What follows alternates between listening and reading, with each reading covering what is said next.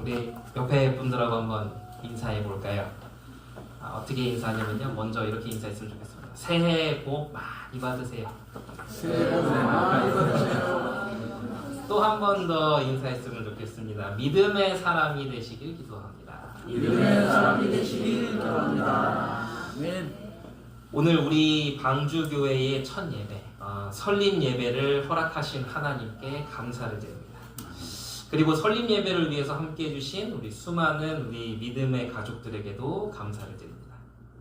오늘 하나님께서 주시는 이 말씀이 이 자리에 함께 하신 우리 모든 하나님의 사람들에게 주시는 음성이 되시기를 기도합니다. 방주 안에 있는 것은 곧 그리스도 안에 있는 것입니다.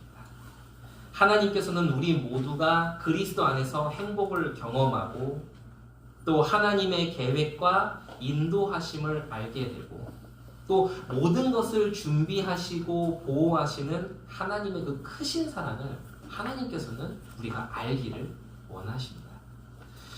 오늘 읽은 본문 히브리서 11장 7절은 창세기에 기록되어진 믿음의 사람 노아와 그 방주에 관하여 언급하고 있습니다. 믿음의 사람인 노아가 하나님을 경외하고 순종했다라는 것의 상징인 이 방주를 통해서 하나님께 하실 구원 사역의 진리를 전달하고 있는 것입니다. 그리고 오늘 우리는 이 본문을 통해서 믿음에 대한 부분을 또한 생각할 수 있게 됩니다. 오늘은 7절만 읽었지만 우리가 이 믿음에 대해서 방주교회 주신 언약을 풍성하게 이해하기 위해서는 1절부터 7절까지 이렇게 보는 것이 좋은데 그러면서 좀 더 깊이 읽어보자면 히브리서 11장 전체를 또 보면 좋습니다. 히브리서 11장은 처음부터 끝까지 이 믿음에 대해서 이야기하고 있음을 우리는 보게 됩니다. 특히 이 히브리서 11장 1절에서 7절은 믿음에 대한 기본적인 구조를 설명하고 있습니다. 그 설명을 위해서 창세기 1장부터 11장의 역사를 활용하며 이 말씀을 풀어나가고 있죠. 이 안에는 믿음의 본을 보였던 사람들의 이야기가 있습니다. 이러한 것을 통해서 전달하는 것이 있다면 바로 믿음의 사람이란 어떤 사람인가, 이 믿음의 사람이란 어떤 사람인가에 대한 부분입니다. 우리 그리스도인 개개인의 인생이 하나님을 기쁘시게 하는 인생이 되길 원한다면 이 믿음을 가지고 사는 것이 반드시 필요하다는 것을 우리에게 전달하고 있는 것입니다.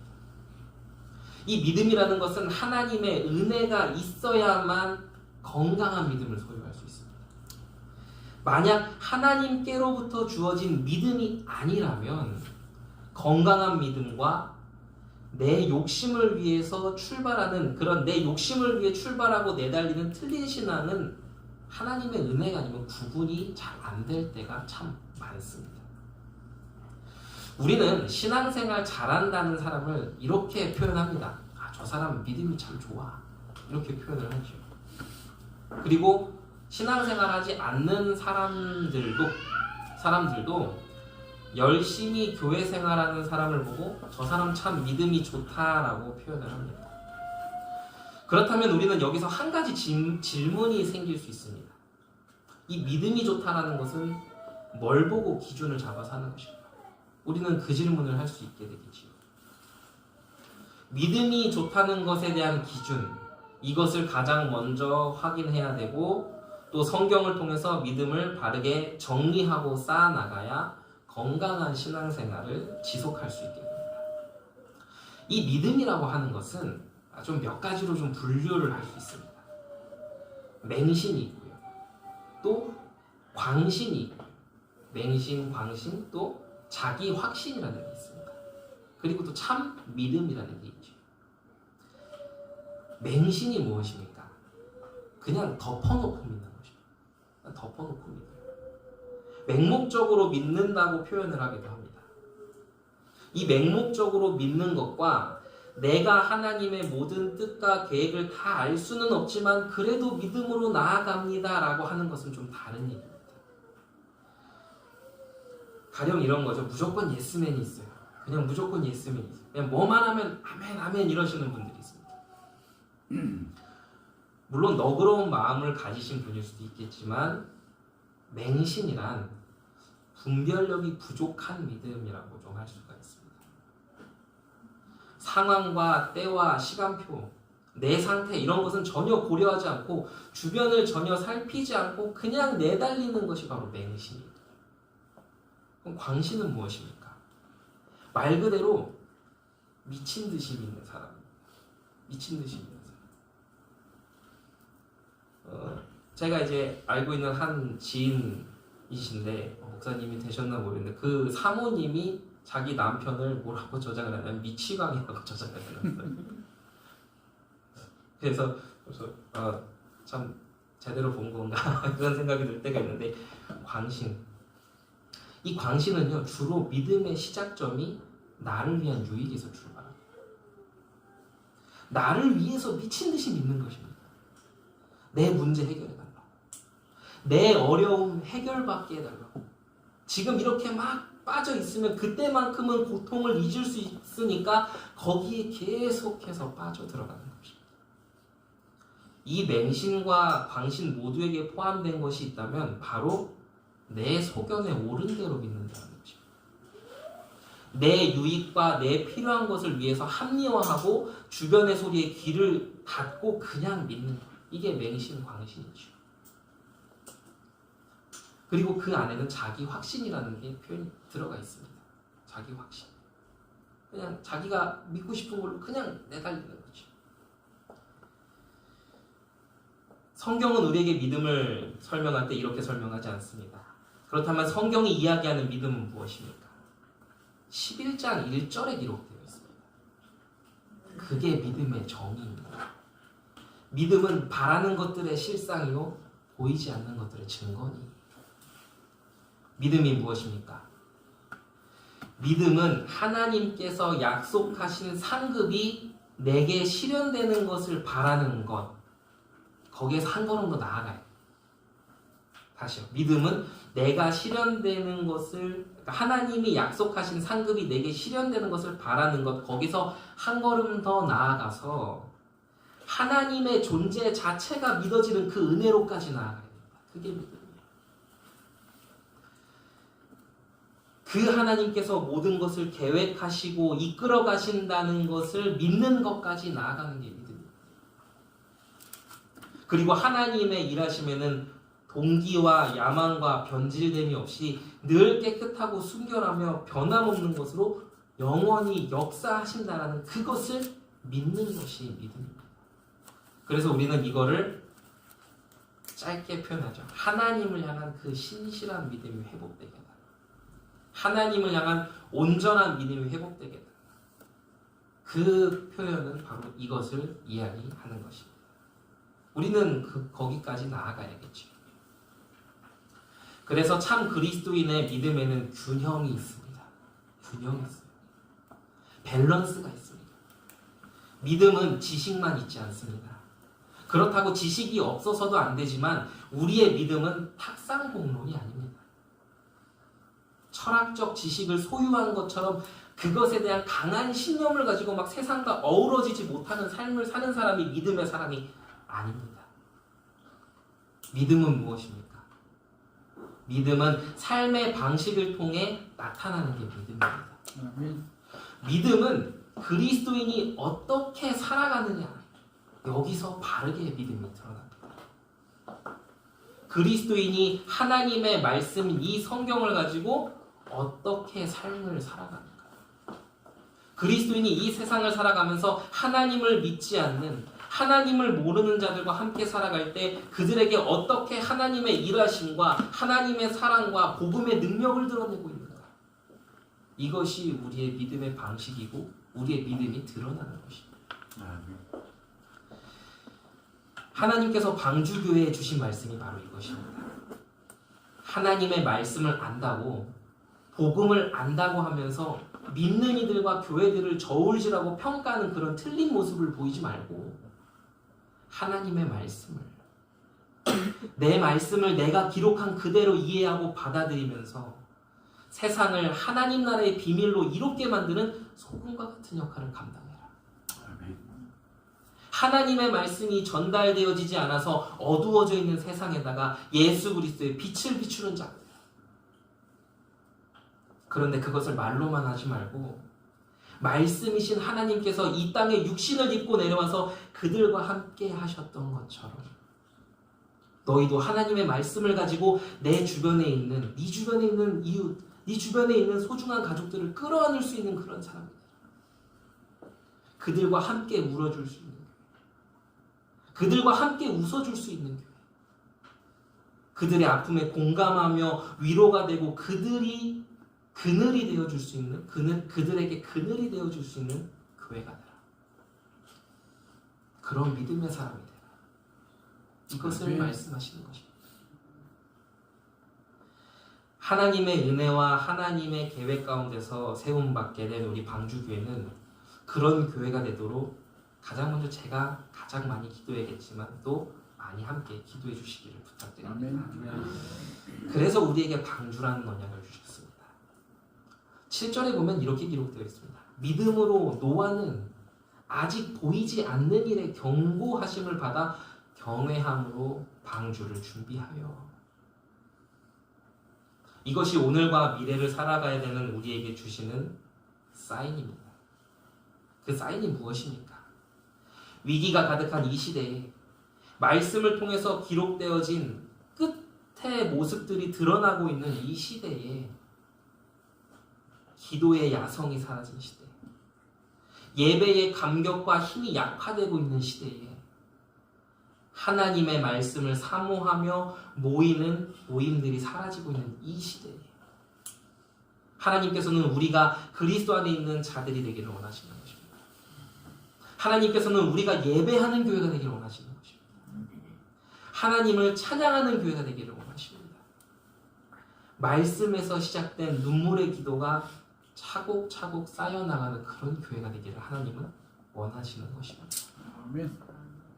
그리고 그 예배의 행복과 감격, 이 너무도 좋은 비밀을 나 혼자만 소유하고 있지 말고 하나님이 함께 하실 때 임하는 행복과 기쁨과 만족함이 무엇인지를 모르는 수많은 사람들에게 예배의 감격을 알려주는 전도와 선교를 하는 바른 교회가 되기를 하나님은 원하시는 것입니다.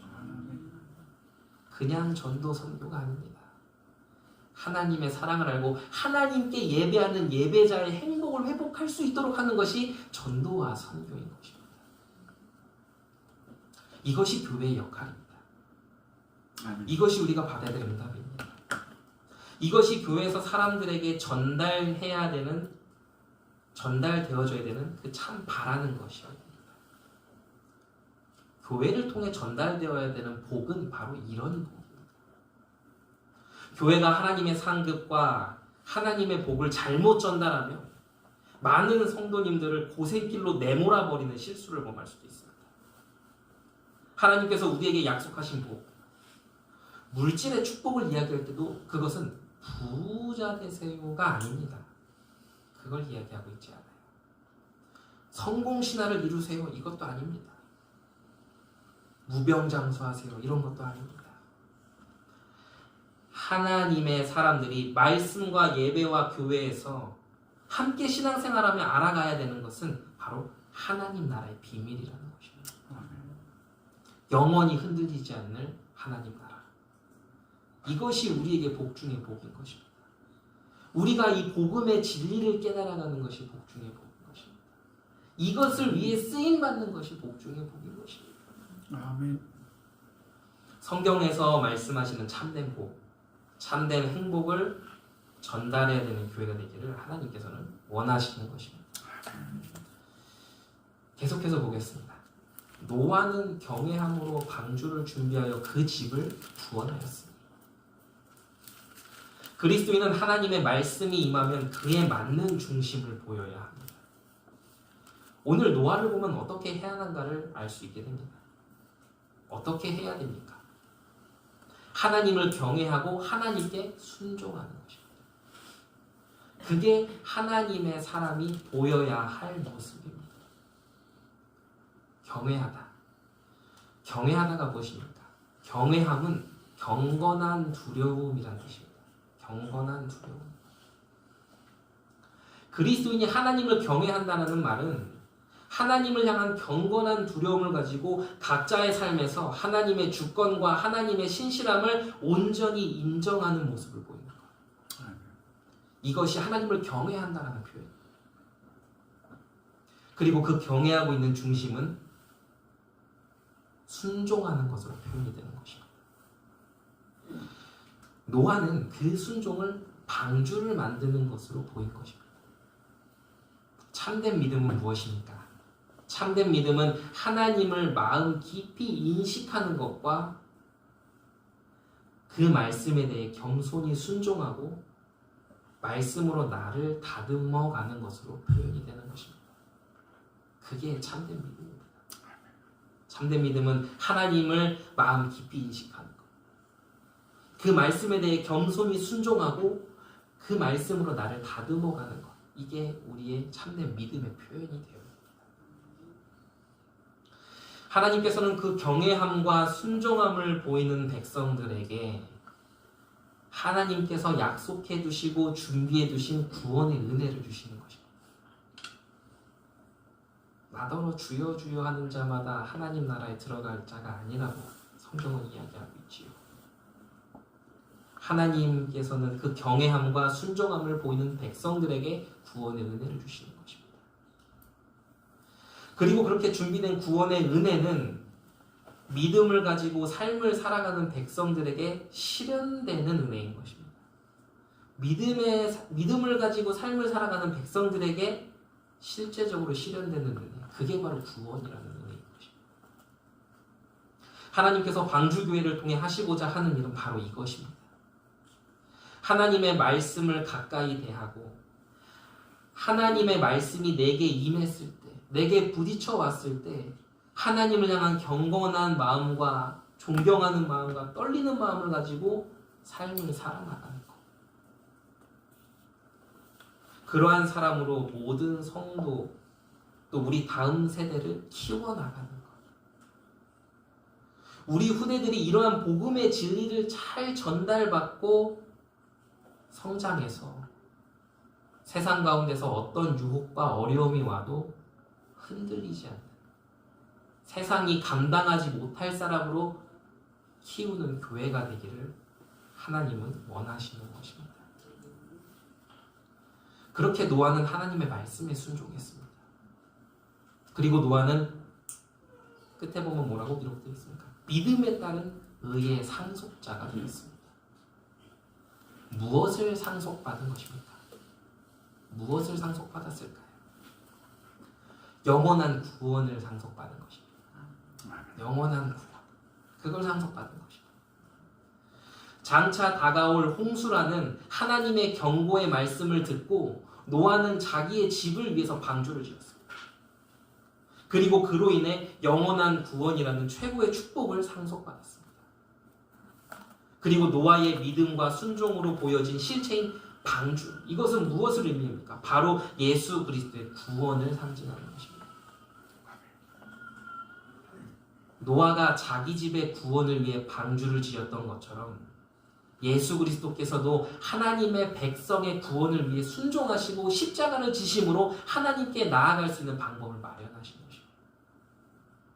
우리는 이 비밀을 간직한 사람, 그런 비밀을 전달하는 교회가 되어야 합니다.